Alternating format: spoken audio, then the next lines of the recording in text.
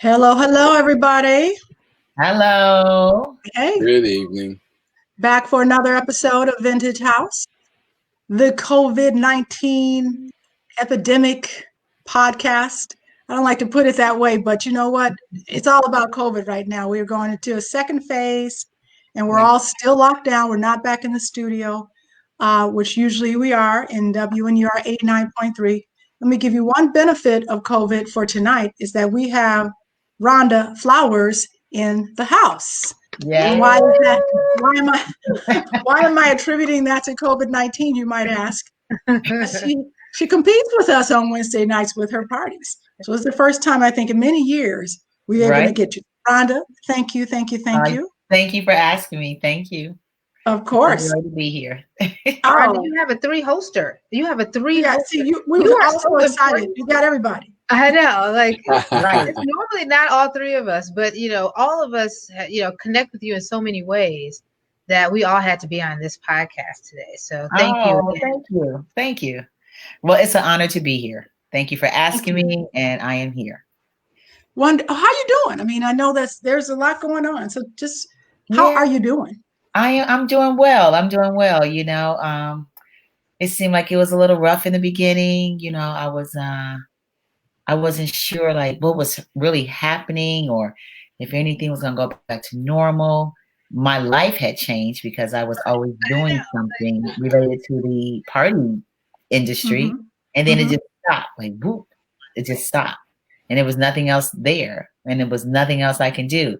I remember 2 weeks after we were on the lockdown, my family said, "Wow, you've been home for 2 weeks. This is the longest that you haven't had a party in 20 years." Wow. And I said, Wow. wow, I didn't even think about it like that. Well, I guess you're right. So yeah, so now, but I've adjusted, Yeah, yeah. everything is good. I had started doing some other things finally, I started Oh, writing, I started sharing my food and cooking, Oh, yeah. so and then I'm working on a few other projects that I'll let you all know later on down the line. you Yeah, know you're not gathering any moss here. I have noticed that.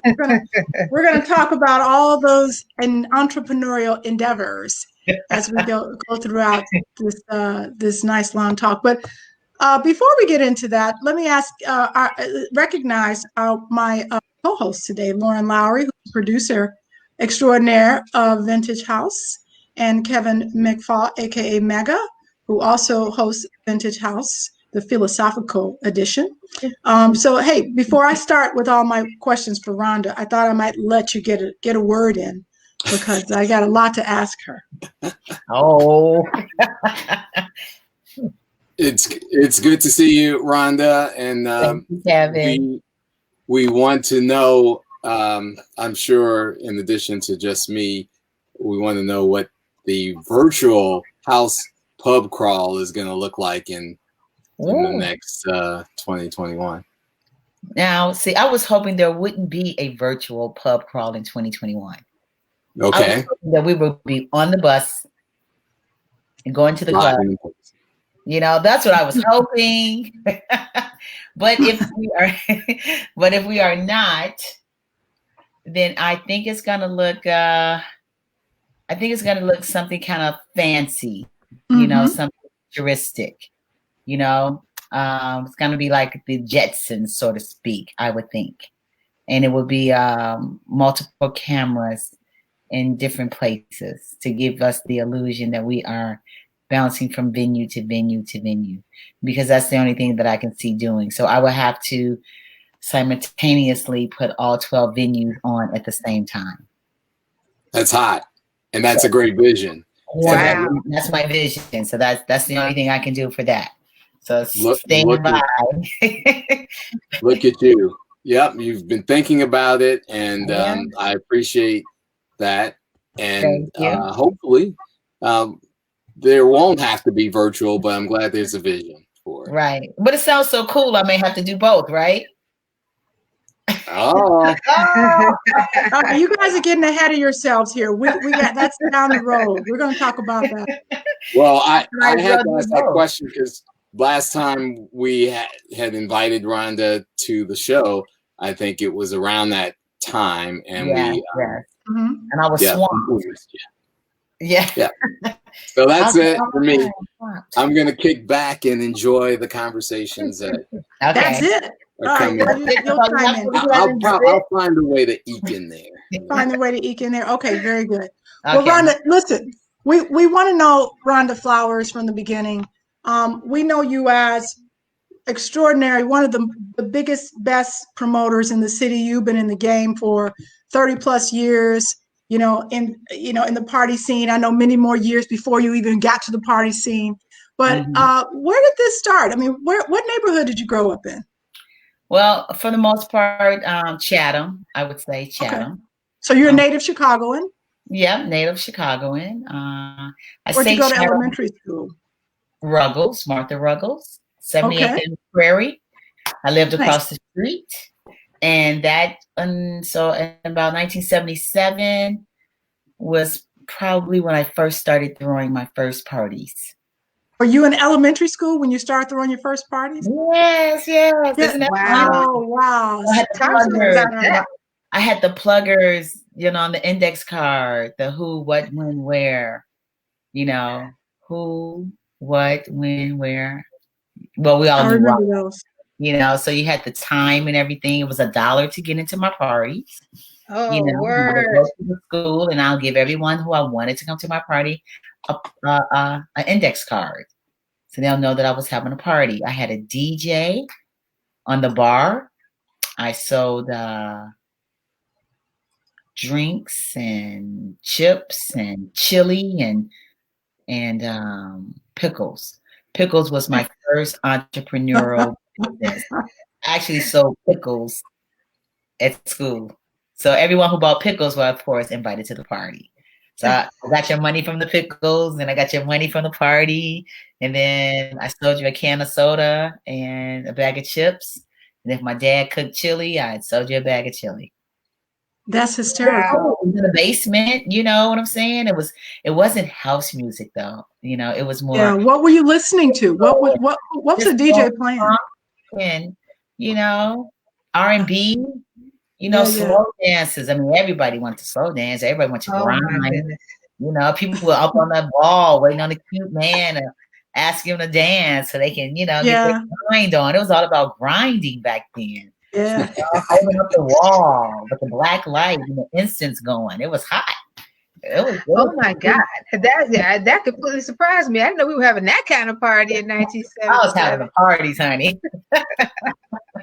That's hysterical. Party, you mentioning the one thing that it seems to be a refrain with many of our guests, which is that they had supportive parents who kind of helped to enable their artistic endeavors. Right. Yes. Would you count yourself among those folks? Yeah, I would. Everybody was real chilled in the 70s. It was, the parents were right upstairs, the bathroom was upstairs. So you had to go upstairs. You had to speak to the parents. You had to say, hi, Mr. and Mrs. Flowers, and you go to the bathroom and come on down. So everybody was very respectful, never had any problems. And, it could have been a couple of other parents upstairs, and everything. But it was cool. It was cool. I liked it. And then from the party scene, and I did a lot of parties, because the money was so good back then. At least I thought, remind me again, excuse me for interrupting. You were in elementary school. I'm an 11-year-old child, 1977. And you were making money as a kid. The same amount I'm making now, honey. No. No, but yeah, I was making money. It was $1 per person to get in. So, I had about 60 friends. That's amazing. So that was good. And then they all bought, everything was cheap though. It was 25 cents for a soda, 10 cents for a bag of chips, So it was great. It was a great little business to have at a young age before I made it to high school. So I could go and spend my money on some other junk, and go to the bingo parties, things like that, Where'd you go to high school? Kentwood. Well, Of for course you. my freshman year, well, let me back up. My freshman year, I go to Academy of Our Lady, which we know it Okay. as Longwood. So I went Longwood, to right. freshman year because back then I had to go to the schools in my neighborhood, and we had moved from Chatham to West Chatham, maybe. I don't even remember. But I had to go to Simeon or Hirsch or somewhere else. So my father was like, nah. So I ended up in Longwood for my freshman year. Then I moved back to South Shore. And that's when I transferred to Kenwood, and I got into Kenwood in my sophomore year and graduated from there in 1984. The best year in the world, 84. 84 was a very interesting year. I do like to unpack what happened in 1984 because it was a busy year. What do you remember that stood out for you other than your graduation? Oh, in 84? Uh-huh. What was happening? In 1984, So when we talk about finished house, there's a lot that was jumping off. There was a lot of houses. I mean, in 84, we were housing it up, from 80, I think 82, 83, 84, we were really, really, really housing it up. We were housing it up, house culture and house canon, because that's when the first records, started to be, or tracks or records, however there's an argument about whether it was a record or a track. Like Your Love was not a record, but it was a track that was being played in like 1983. Reel to reel. Exactly. But exactly. Alonda Gregory, yes, house anthem. So a lot was happening. Oh gosh, that was a tough year. That was a good year, and even 83, the whole BMX, backyard parties and the the house parties. I mean, when I say house parties, in the house, inside of your home was a big thing. That was awesome. You had the smoke outs, you had the house music parties, you had the backyard parties with the kegs of beer, with the Gills beer that never went flat. You had all of that. Everyone smoked marijuana. Okay, wait a minute. Hold on. Let me back you up for a second. Now it's legal. I know you had some good parents, but was it like that? I know. It was like that, honey. I mean, that's how I became a promoter in 1989 on the house scene, was because of everything that I've done from 81 through 85, 86, 87, was that house party in your house, that party in your yard, and but the smoke outs, I mean, who didn't go to a smoke out? If you didn't go to a smoke out, you haven't gone to a party. If you were in high school and you didn't go to a smoke out, then you missed. Girl, you make me feel like I missed a lot. I know. Take me inside of the smoke out. What was I want to know more. Obviously, I wasn't in the room where it happened. So my parents had me on a leash. I couldn't move. I know. I'm looking at you, Lauren, like, did we go to smoke outs at Lindblom? I don't think Lindblom had smoke outs. Man, I think we might have missed it. That was back when you just had good music playing.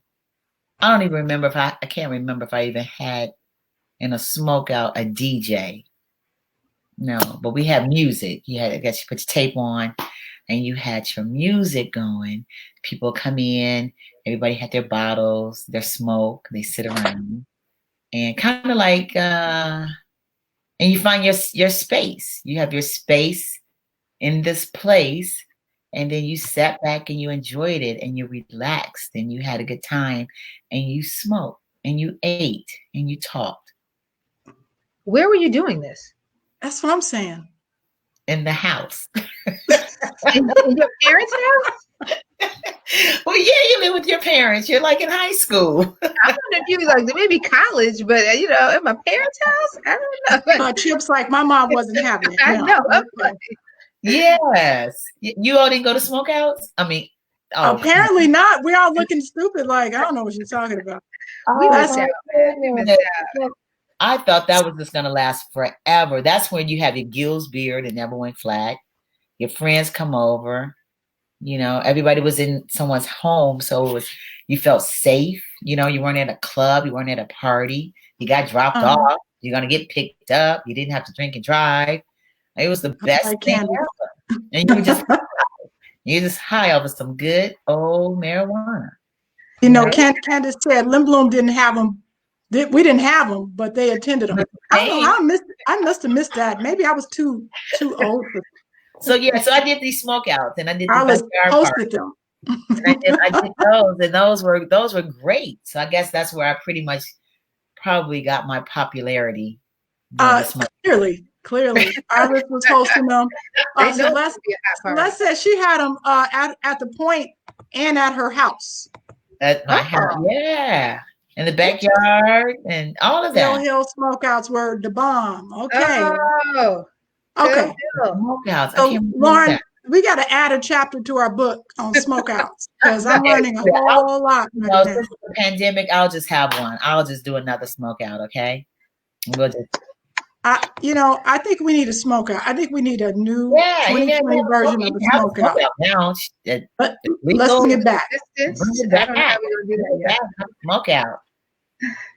Is some of the allure gone because legalized cannabis consumption now, or are we? Yeah. So we're all good.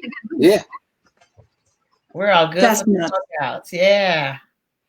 All right, so let's move it. I want to move. I know I'm kind of stuck on the smokeouts, but because I think it's hysterical that there's something that's been brought up on the show that I've never heard of before. No one's ever said a word about a smokeout. No one was taking pictures or videos at this smokeout. So clearly not. Can't corroborate stories on that. No one did that. What did we have back in the 80s? The portable cameras. Some Polaroids, right? Polaroid. Yeah, that's good. It's like this. If you weren't there, you just weren't there. You just missed it. All right, so you did the basement scene, Rhonda, yes, and then you because I did so many of them, and it's so hard for me to. Maybe it was a high school thing. Maybe it was a Kenwood, Whitney Young. Limblom thing, I don't know. I don't know. I mean, I had a huge in South Shore. You know what I'm saying?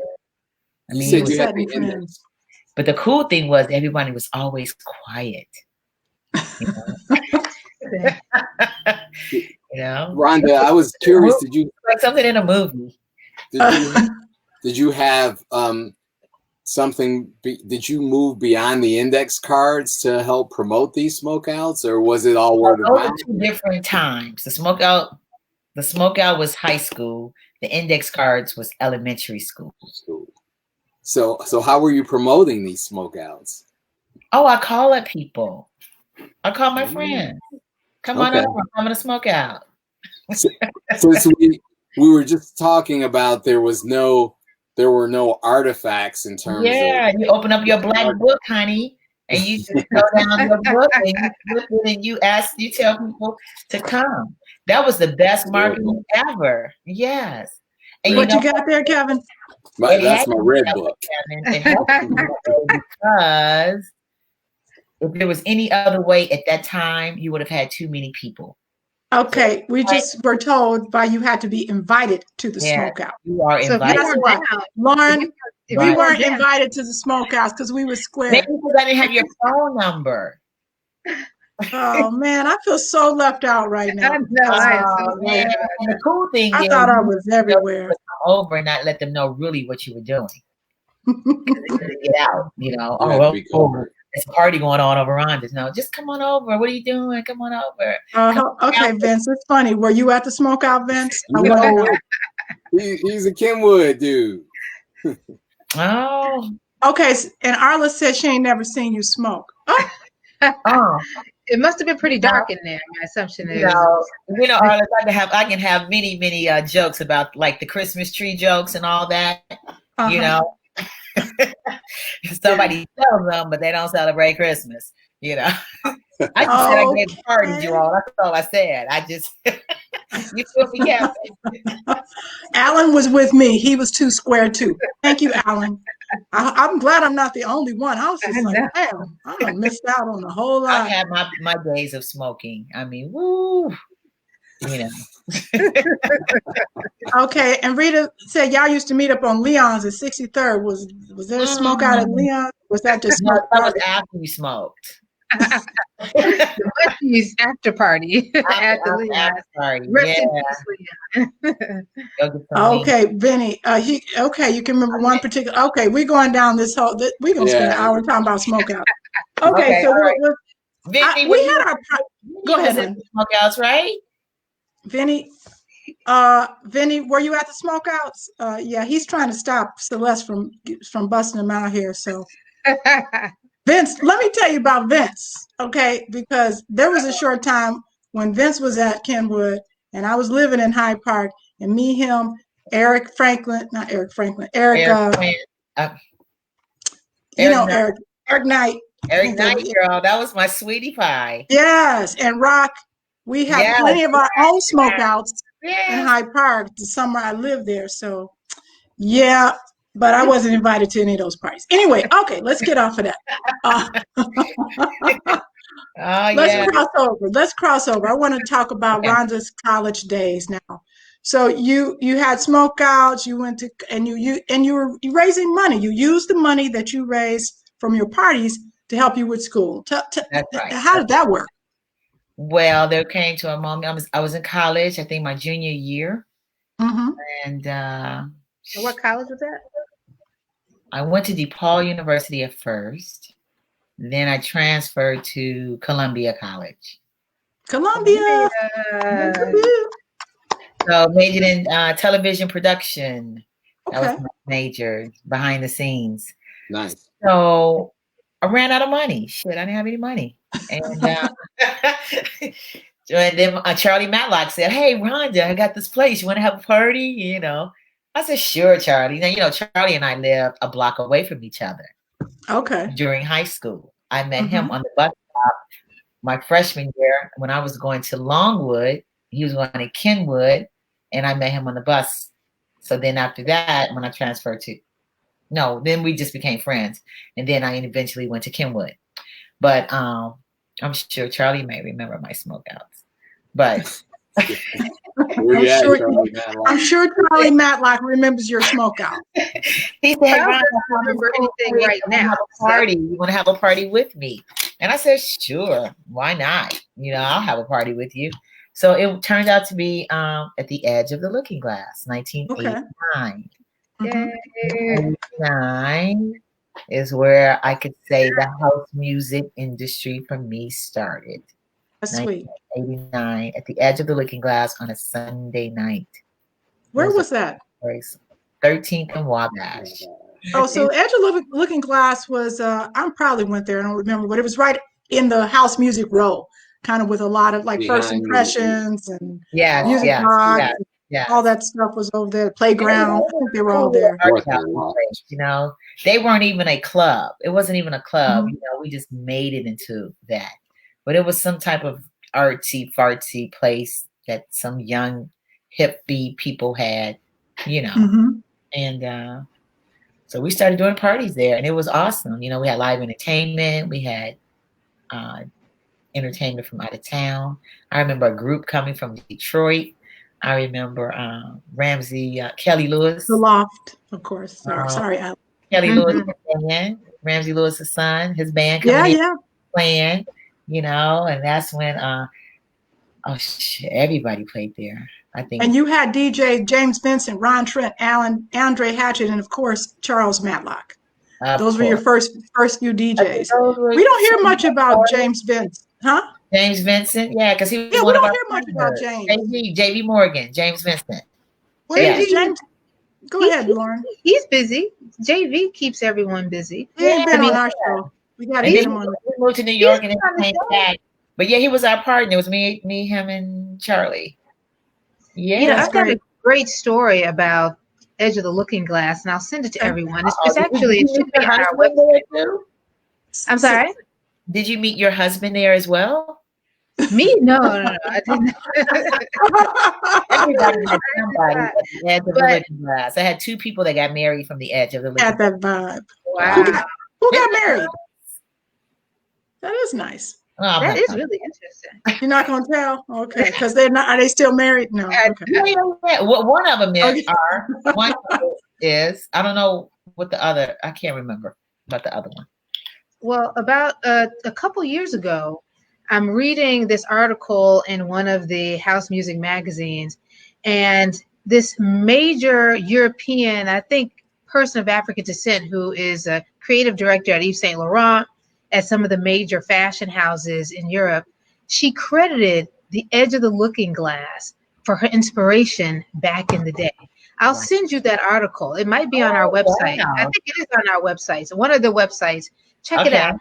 Okay. I immediately sent that to Charles. Charles was freaking out. I mean, it was a top of the line designer, still a real big part of the fashion industry right now, who just spent a summer in Chicago or something like that, kicked it at the edge of the looking glass that summer, and literally says that was her inspiration for fashion in the day. So the impact that house music has, that clubs like Edge of the Looking Glass have, that you had, are really, sort of globally impactful.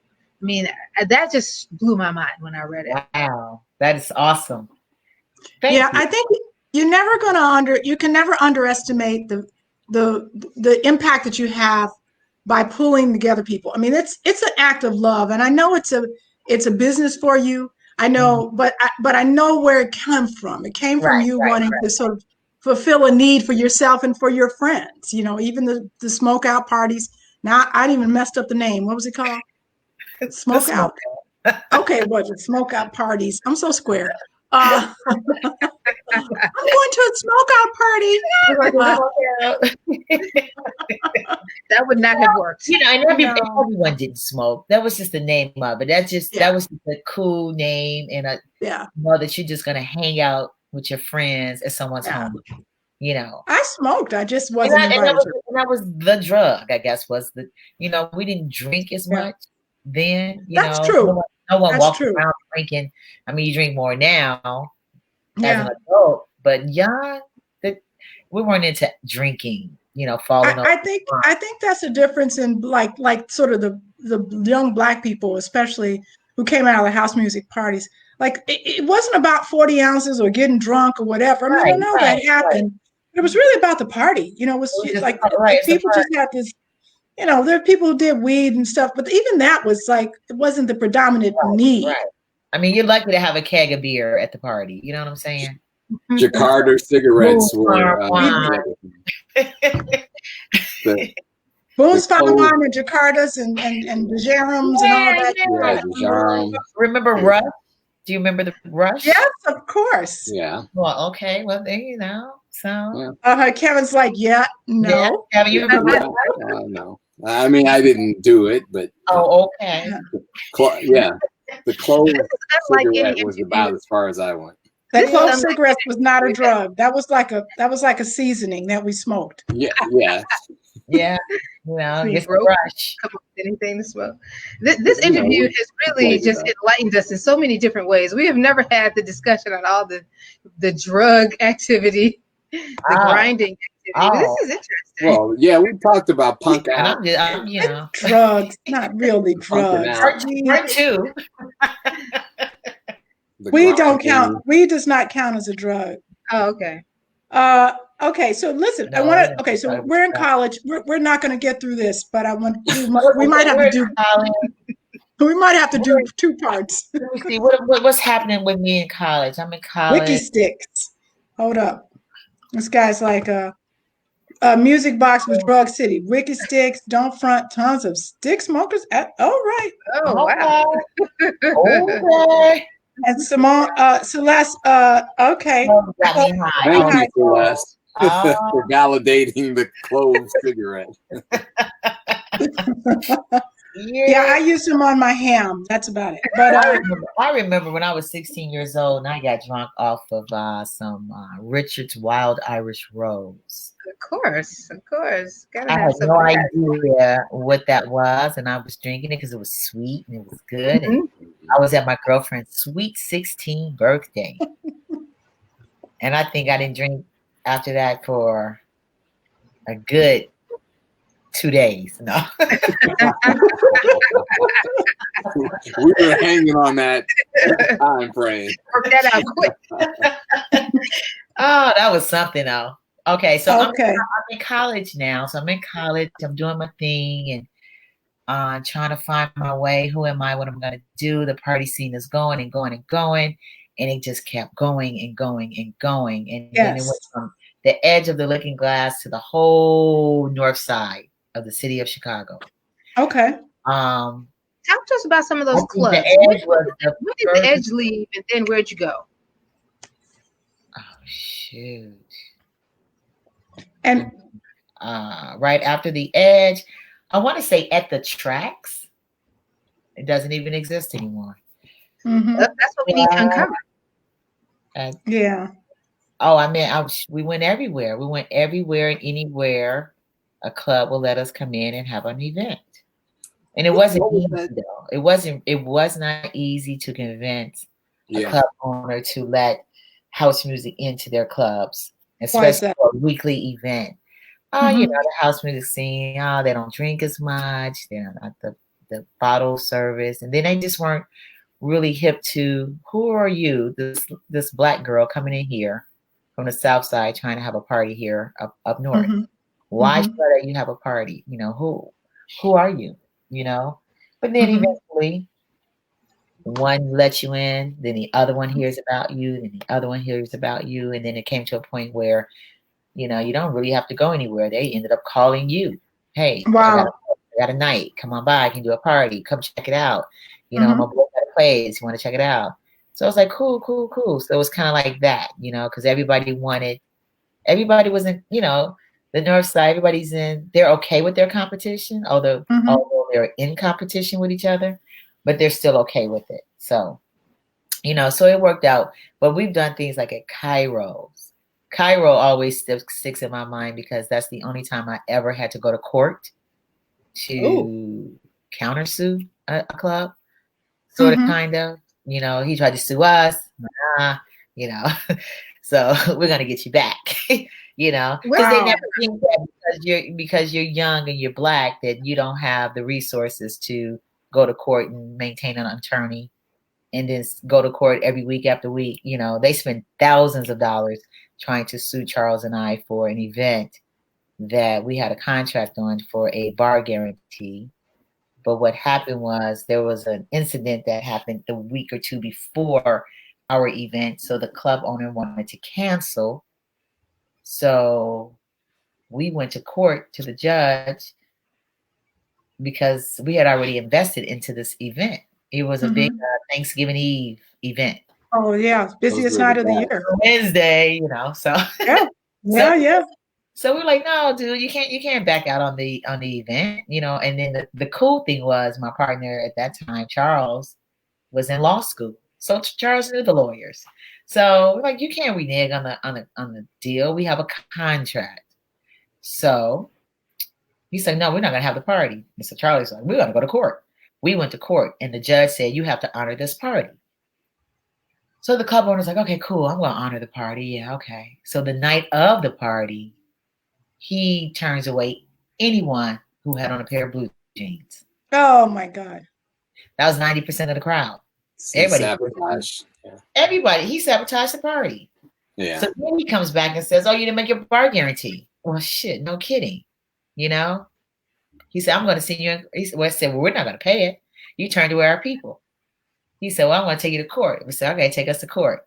So everybody that didn't get in because they had on jeans, we had them sign a document stating that they were turned away. An affidavit. And the dress code was not in the contract. So we went to court again and again and again and again. And I remember that had to be, I think we went to court in 1996, between 96. I think I was pregnant. So that was 97. Yeah. Wow. Something like that. But yeah, so that took me to Cairo. But before all of that was, you know, all the other parties that have closed down. But you all pretty much remember the whole Sidecar,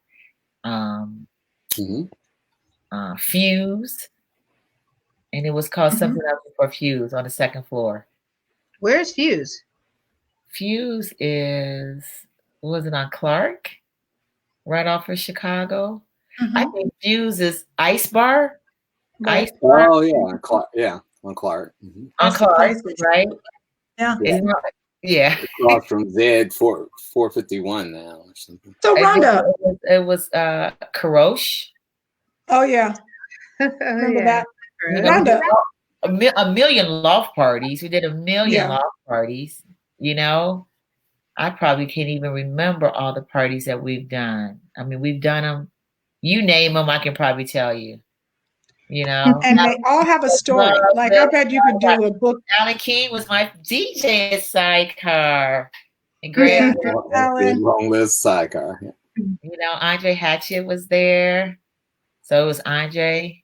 You know, Linda says, yeah, Sidecar. Sidecar was the shit. I mean, we love. Before it was called Sidecar, it was called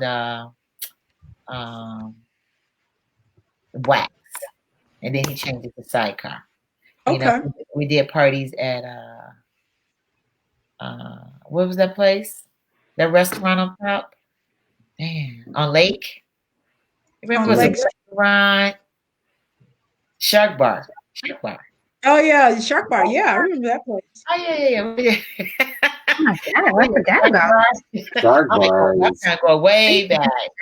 You know, way back. But yeah, Sidecar was fun, and it had the little outside part. So Alan King, Steve Price, Greg Gray, Andre Hatchett, Charles Matlock.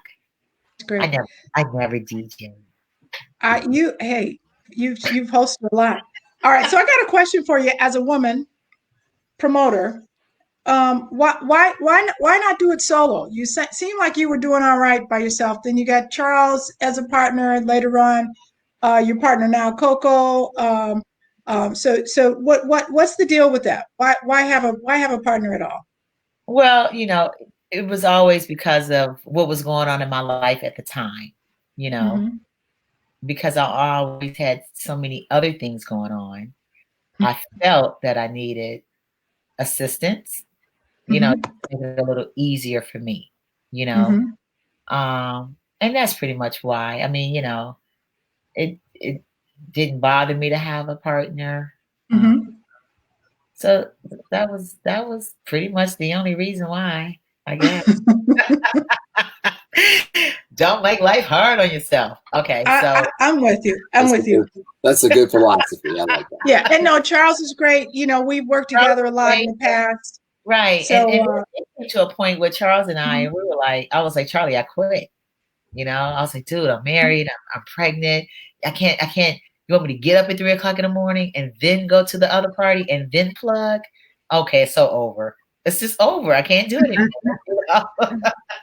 And so I was gonna quit. He said, Ronda, you can't quit. You gotta quit. I was like, I'm gonna quit.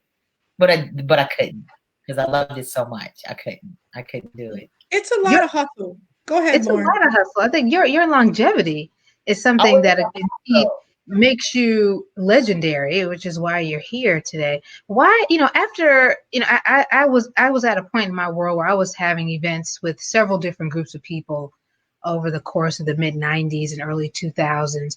And I thought to myself that this type of work was unsustainable as an adult, you know, with the career. It's very difficult to sustain. Certainly when you're dealing with Europeans and trying to, you know, operate in their spaces. So I always felt like the only way I could do this long term would be to have my own club, my own restaurant. Right. Did you think about doing that? Had you done that? What happened? Give me your thoughts on that. Well, yes. Yeah, so people often ask, you know, don't you want your own club? You know, aren't you going to get your own club? And I go, well, you know, there are pros and cons with that. You know, I don't have to worry about anything by not having my club.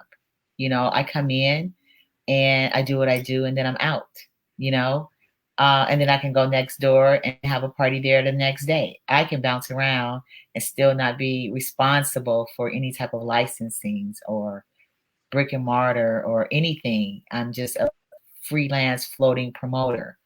That's the good thing about it. The bad thing is I probably won't make the money that a club owner would if they operate 5 to 7 days out the week. No, I don't. But then I don't have staffing and all those things that come with it. There was a time that I thought about getting my own club back when I was younger, probably 20 years ago or 30 years ago. But at my age now, I'm still trying to think, oh, maybe, maybe not. But, who knows? We'll see what happens. And, I wouldn't exit out totally right now. But, the promotion. Do you think you could do it? If someone said, look, Rhonda, here's some money, go for it. Oh, yeah. Make this happen. I think I could. I think you could too. Easier now since I'm more laid back. Yeah. And it may be easier, but I don't, now I would need a partner for real, because I'm not going to sit there all day by myself and watch everything. But no, Yeah. it will have to be quick though, because I plan to. I don't want to do it when I'm 75. We're not getting any younger. I get it. It will have to be quick though. But I did think about it at some time ago. But the promotion was the job in itself. It was just, that's what I like to do. It's like people like to DJ, but not necessarily want to own a club. I like to promote, but not necessarily want to own a club. It's kind of like that. Hairstylists like to do hair, don't want to be bothered with owning a shop. So it's just something else that I did. It was a hobby that I loved, and I wouldn't even call it a hobby. It was a business that I loved. That's a business. That's a business. Can you talk a little business, and no one can keep up with the promoter.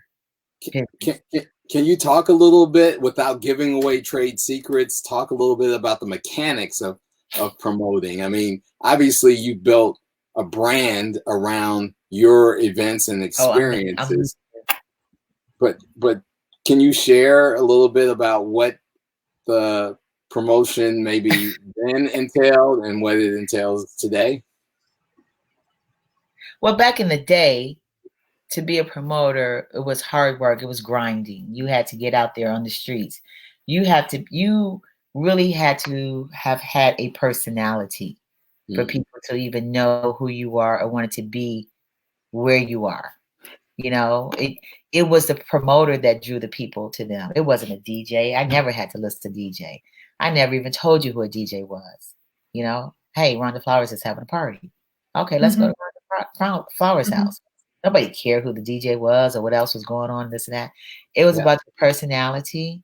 If you were liked, if you were kind to people, nobody wanted to go to an asshole's house, right, and kick it with them. So it was you. You had to have the personality. And so then later on, you had to start grinding when you started going into the clubs and the lofts and the basement parties, the underground parties. Then you had to do a little bit more grinding with the advertising, the posters. People respected you when they saw you on Stony Island tying up a poster up on a tree, on a pole. I'm cutting my hands, tying up stuff in the winter, mind you. And so it was that. And you still had the flyers, and you still had to go out to people's homes and put them on the cars and so forth. And that was still early 90s, and a lot of people have never had that time to do that. No one will ever experience that today with the internet, and before the internet, I would have little parties over. I didn't call them smokeouts though, but it could have been one. But I would not officially. I would come over, and we would have what we call, check this out, Kevin and Lauren, stick and lick parties. Now, what's a stick and lick party, right? You're wondering, what is a stick and lick party? A stick and lick party is when people will come over to my house, and they will lick and stick, but it just sounds they will lick the stamp and stick it to the back of the flyer so we can send it out in the mail. So you have the stamp and the label on the flyer, mail it.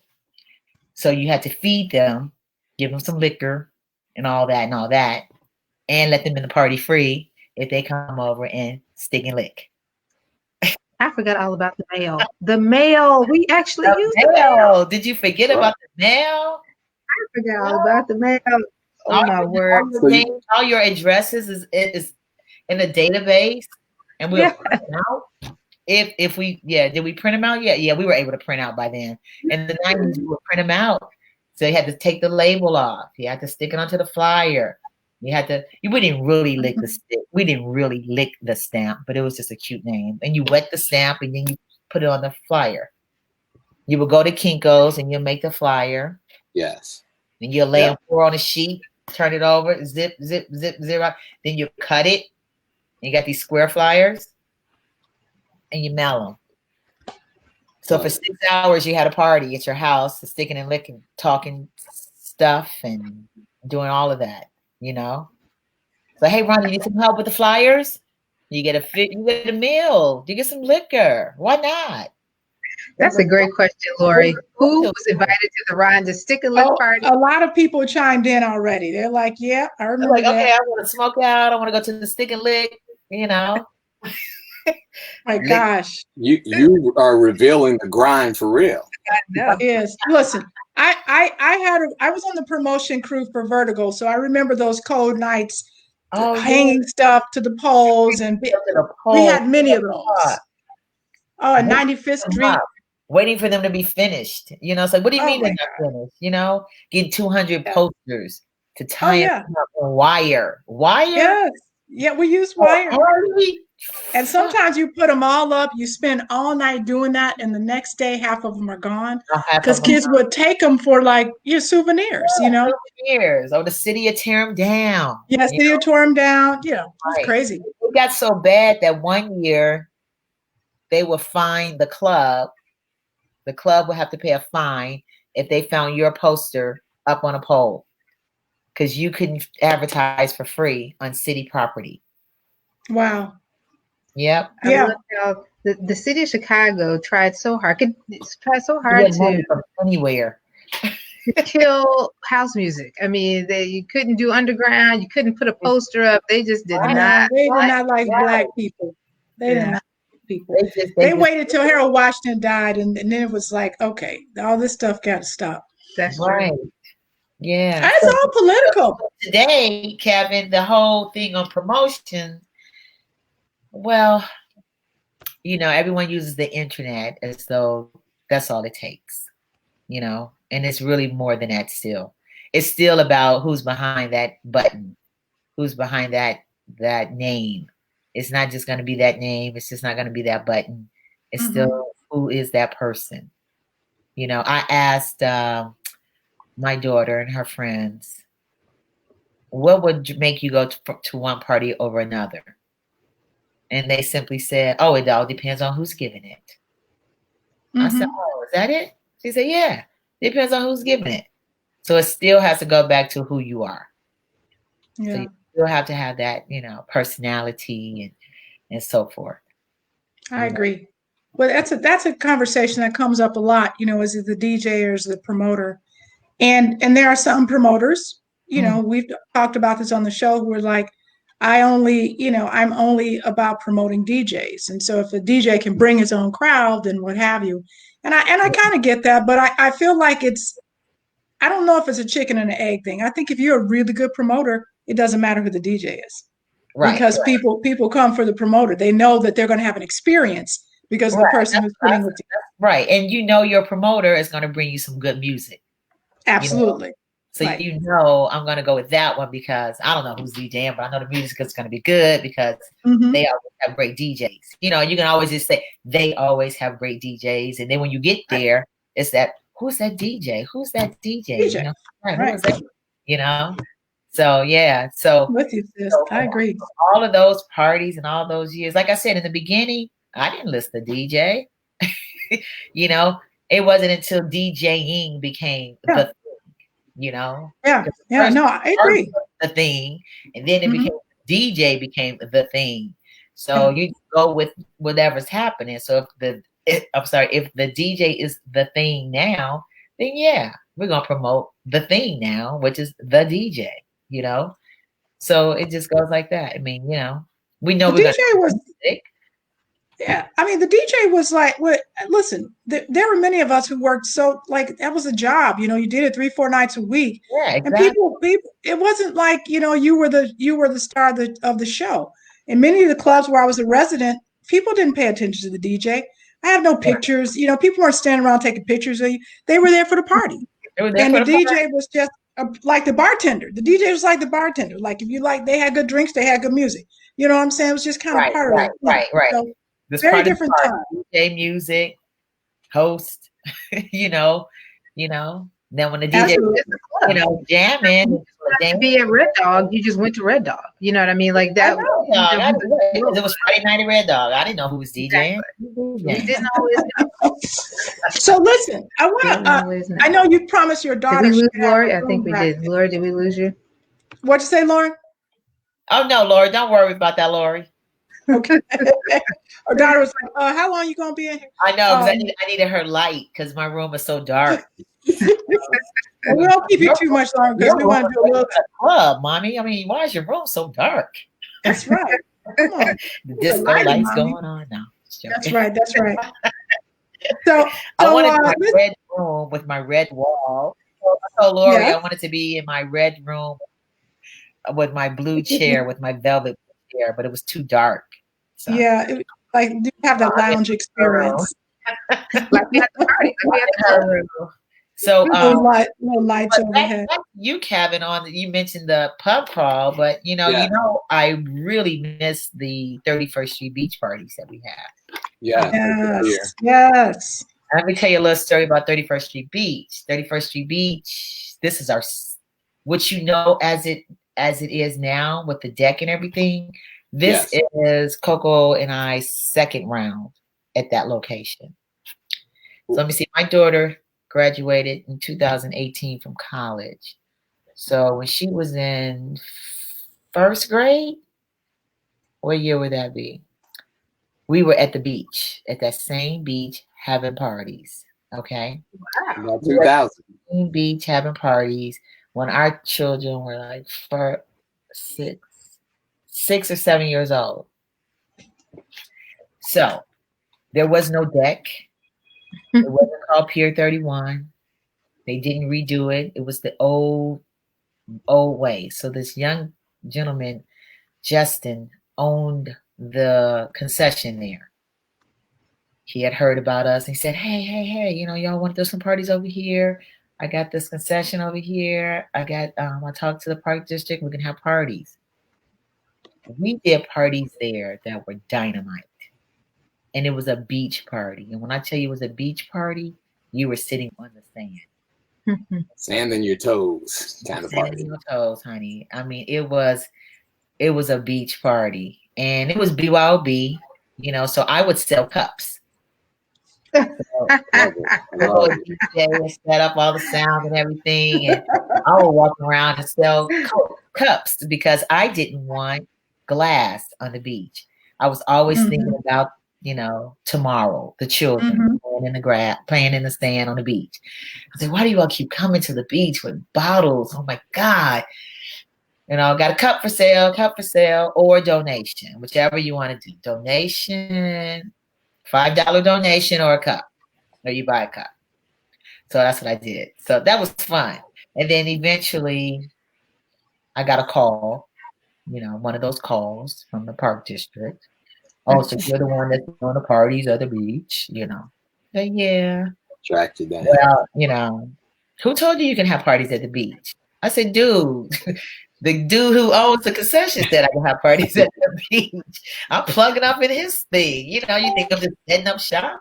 So we were told not to do the parties at the beach anymore because the lifeguards couldn't hear their walkie-talkies. And oh my word, all that, because they can't hear it on the south side. They can only hear the walkie-talkies on the north side. Only on the north side. North Avenue Beach, they can hear the walkie-talkies. 31st Street, can't hear. I said, okay.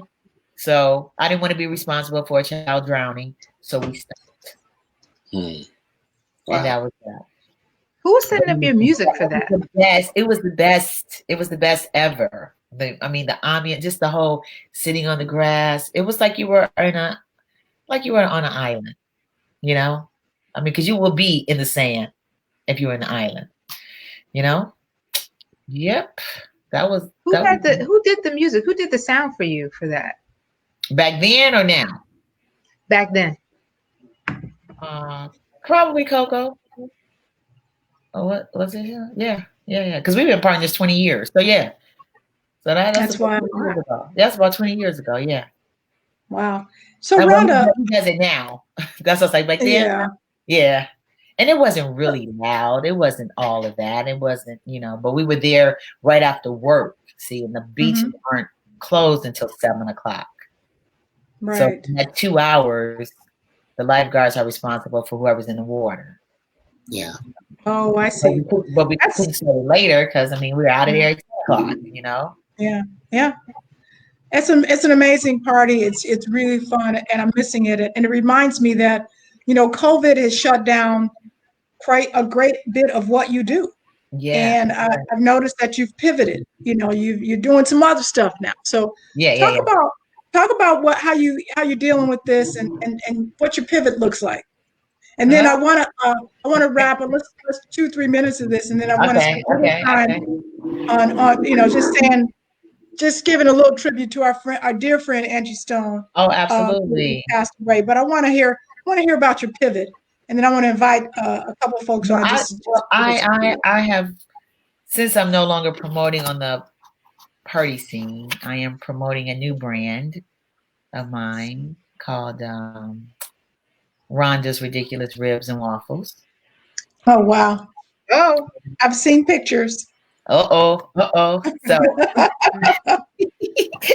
where's Alan King? Where's Alan? No. So it's going quite well. It's something that I didn't expect to take off like it has. Some people have tasted my ribs. I've made them for years. And then finally one day I said, well, I'm going to make the ribs. And I used to make waffles too. I used to make waffles when we had parties at 39th Street Beach. That's another whole story. It's so many parties, so many stories. But so I said, okay, I'm going to call my friends and say, okay, I'm going to finally make those ribs. You want some? You want to order? People are like, yeah. Okay, so that's how it started. And then from there, it has grown. Like I have to cut people off. It's like, I'm done. Wow. Like I'm sold out to next week, and I don't do a whole lot, but I just do what I can to keep it. All right, so we're not going to advertise for you because it sounds like you. Do you want us to let people know how they can get some of those ribs? Well, the cat's out the bag, Lori. Come on. Yeah, sure. Why not? Why not? They just have to inbox me. So if you don't know me, then you can't get it. If you don't know, then you got to ask somebody. That's just like the smokeout party, man. If you didn't know how to, you couldn't get in. So the kind of got ribs and waffles.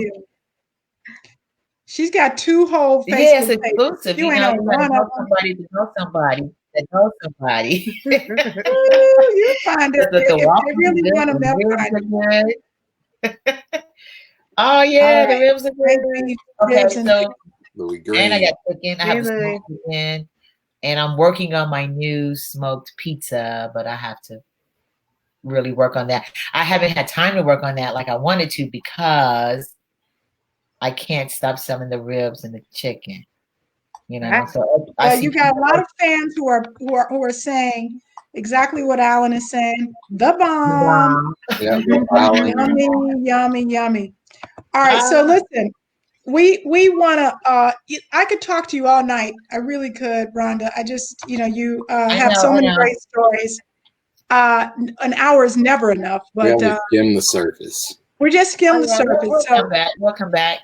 Since your Wednesdays are a little bit freed up, here's what we're going to do. We're going to have you come back because I want to get a little deeper next time into the promotion game. Okay. And what's your secret sauce? We heard a little bit about it, no pun intended. But venues, club owners, DJs, your followers, sort of the roster of talent that you've used over the years, the many different ways that you've been able to do it. because I think as a woman and as a Black woman, and especially as a Black woman who's doing it in Chicago, you've done it right. And you've done it in such a way that really sort of makes us all proud to know you. And we want to say thank you. Thank you for providing the space that you have over the years. Yes. You know, I've only done your parties a couple times, and it's always a great memory. I'm like, you know, this is fun. I wish she liked me more and would invite me more. But no, just. I mean, your story is so important. I'm kidding. I'm kidding. I always enjoyed it. Yes, go ahead. Your story is so important as sort of just a Black woman business entrepreneur, a serial entrepreneur. Those are the types of stories that people need to know more about and become encouraged with, especially in and around the music sort of industry. I think, you know, what you're doing, what you've done over the last 30 years is really so impactful. Yeah. We have to learn more. And there's ways to, you know, we've got to teach young people what's the next step, who's taking, you know, Ronda's next level. What is the next level? Right. Actually? I mean, did I do all this? I'll feel like I did all this for nothing. There's a book title in the comments, or it could be a documentary. From smoke outs to smoke ribs, the Ronda Flower Story. Always smoking.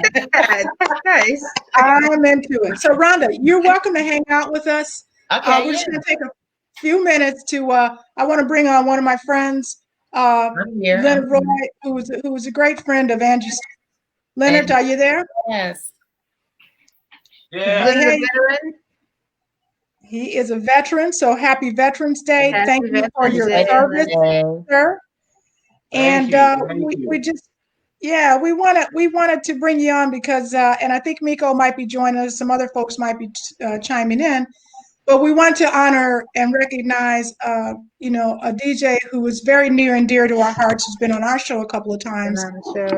He has spun for everybody, everywhere. And, you know, recently moved to Atlanta, moved back to the city, had some health issues, and unfortunately passed away. And that's DJ Angie Stone. And so we want to honor her. We want to remember her. And we wanted to provide, you know, just an opportunity for people who wanted to say a few words to do so. And Leonard, who's been on the show, is a friend of the show, wanted him to just, you know, kick us off and tell us a little bit about our sister, Angie Stone. Anything you want to say, Leonard? Well, with Angie, you know, her trying to. Oh, say again. Sorry. Just got a little feedback. Go ahead. Oh, right. Sorry. Oh, okay. With Angie, you know, her trying to carve her own path and trail in Atlanta. Okay, it wasn't close to easy for her at all. You know, she had a lot of opposition trying to get to where she finally got. And that was at 992 Gallery. I know you remember that place well, Lori. Mm-hmm. Mm-hmm. And, you know, she had finally got to where she wanted to be, you know, on the scene in Atlanta, you know, outside of all the I don't know what word to use, but a lot of pushback. See, Atlanta is the kind of odd city when it comes to the house music thing, you know. And although the DJs that started doing the house thing in Atlanta were from Chicago, she got a lot of pushback. Now, I don't know if it was a female thing or, you know, I don't know what the deal was. Right. You know. But I stepped in. Yeah, go ahead. You know, I'm sorry, Leonard. So, hey, well, you know, I stepped in with the look. You gonna make this happen for yourself. I'm gonna help you because there's no such as anything in my way. It's just that's virtually impossible. So, and she did her thing, and you know, she had like during a House in the Park weekend outside of their events. She had one of the most successful events that they've had down here at the gallery. You know, she had like 150 people or more packed up in there. That was her last summertime party that she did. Well, fall, you know, Labor Day weekend.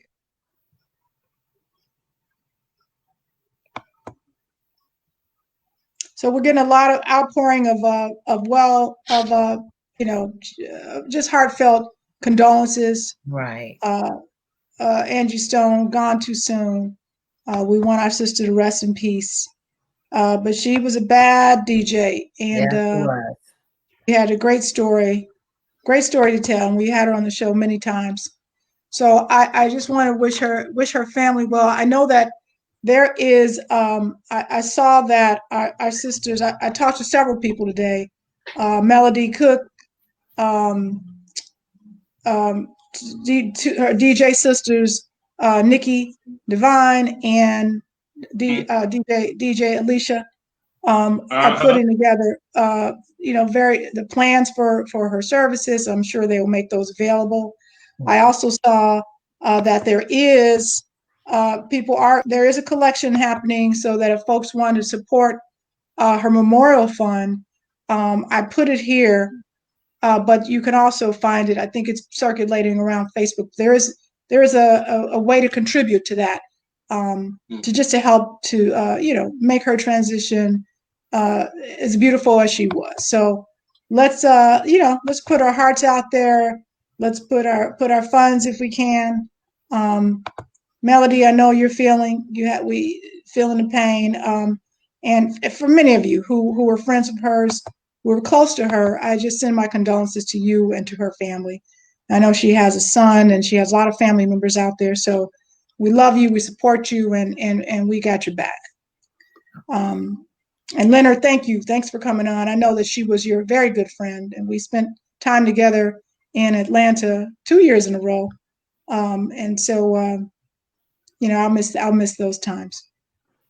Oh yeah, we had a whole bunch of fun, didn't we? Mm-hmm. A whole bunch of fun. See, and the thing about it, like with me, I can't sit and be broken in half sad. We had too many good times. We had so much fun. So for us to have the fun that we had over the little short, almost 4-year time period, you got to take 1 year off for the COVID. But for those 3 years of the fun that we had, that's a lifetime for some. For some. Thank you, Jackie, bro. You to come down here, you're involved with her movement, and the first time that you came to spin in Atlanta, you were the first person on her list. We got to get Lori. We got to get Lori. Like, okay, I'll call Lori. And it went like that every single year. Well, she's the one who forced me to play on Serato. I didn't like that, but she's like, look, I know. If you want to play down here, this is what you got to play. And I'm like, okay. And then I had a good time. Good time. I'll say it like the guy said in the movie, what was it, Come to America? They're like, if a man wants to name himself Muhammad Ali, then damn it. I told you, I said, bring 2 thumb drives, and I had, there it is. You could have plugged in the 2 jump drives, but I mean, you did it. Now, Louis, oh my God. Yeah, he made it work. People never stop talking about him down here. It's like, when is he coming back? Yeah. Hey, I'm going to add Miko to the screen. I know we got a smaller and smaller screen, but I wanted to say, Miko, hey, welcome. I know that Angie was a very good friend of yours, and just wanted to give you a couple minutes to say a few words on her behalf. I just know I'm gonna miss her, and I'm out here and I drive trucks on the road, and I'm telling you, Angie would be up on the phone with me, man, just like keeping me up nights, man, and just keeping me company, man, and just being a great supporter, man, and just I don't know, we grew really close. I mean, to the point where we shared some very heartfelt things and things that will go to my grave with me. But she was also a funny person. I remember my great joke with her when I first saw. I said, I said, "Oh, you put your little contact lens on. You trying to catch something tonight, huh?" And she's like, you're handsome, but you're not my type." I'm like, "Oh, wow, okay." But she's gonna be missed, man. And I mean, that was like the Yes. hardest call that I got today because I was praying in my mind, in my human mind, feeling like, that she's just gonna pull through. But homegoing is a homegoing celebration. Death is a homegoing celebration, and I also have to not be selfish and understand that she was in pain, and I wouldn't want to see her suffer. So I will keep her in my heart, and keep her lifted, her memory. Amen. Amen. Thank you, Miko. Appreciate that. You're welcome. So we're gonna close out the show, but I wanted to thank Miko, thank Leonard, thank so many of you, Linda Red, Rita, Leslie, Kevin, Tyrone, so many of you who have just chimed in to offer your words of comfort. It means a lot to her friends and family, and this will be repeated throughout the week, so we'll get to hear these words for those who are not tuning in tonight. And I want to just circle back to our guest for the night. We had a lot of fun with you, Rhonda, but it's not over because you got to come back. Okay. You promise? I promise. I'll be back. We got a lot more to share. So until next week, and I'll let Thank you you for know we're having going to me. have anytime. We will see you on the flip. And next week we have Tyrone Mix, who is going to come on and talk about his time at he had a lot of clubs in Chicago, but if you know who Tyrone Mix is, if you don't know, Google him. And then if you do know, you'll be in for a treat. Tyrone along with DJ Errol Easy Yes, EJ. so next week will be fun. All right, y'all. Thank you. We'll love you. Appreciate you. Stay safe. Stay COVID safe. Stay warm. Seasons changing, so Yes. take Yes. extra special care of each other and love each other. All right. Yes. Okay. All right. Congratulations to our Oh, we didn't new even say president that. and vice Oh, president. thank you. I do have one last thing to plug before we sign Yeah. off. That is Vince Lawrence's movie, From Horns to House, will be on PBS tomorrow. I believe Tomorrow. 8 or 9. Yes. So definitely tune in. Oh, You're going to see a lot of familiar faces, including yours truly. So please make sure you tune in to From Nice. Horns to House, Vince Lawrence's masterpiece tomorrow on Okay. PBS. All right, y'all. Take care. We Love you need guys. Vince has got to come on and talk about it. Oh, Yeah, good. he's All coming. right. Bye. Thank you, Thank Rhonda. you. Thanks All for right. having me. All Thank right. you, Thank Rhonda. you. Bye. Thanks, guys. Leonard, Miko, Lauren. be well. Nico.